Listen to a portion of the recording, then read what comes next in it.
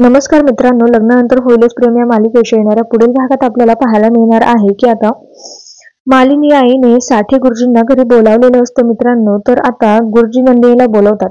त्यावेळेस नंदिनी त्यांचा आशीर्वाद घेते. तेव्हा गुरुजी म्हणतात की तुला कोणता आशीर्वाद देऊ, अखंड सौभाग्यवती हा आशीर्वाद दिला तर तुला चालेल का?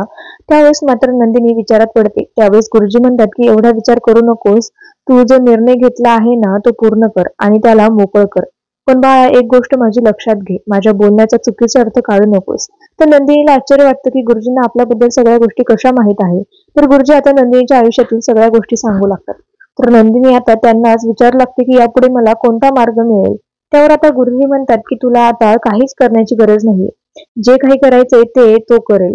तर नंदिनी मनातल्या मनात बोलू लागते की तो करणार म्हणजे जीवा पुढचं पाऊल उचलतील का? त्यानंतर आता मालिनी देखील तिथे येते आणि बोलू लागते की नंदिनी हे माझे माहेरचे गुरुजी आहेत.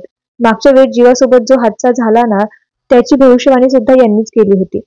तर गुरुजी म्हणतात की यावेळेस हा नंदिनीच तुमच्या संपूर्ण कुटुंबाला वाचवणार आहे. आणि जोपर्यंत नंदिनी या घरात आहे, देशमुख कुटुंबावर कोणतंही संकट येणार नाही, असं गुरुजी आता मालिनीला सांगतात.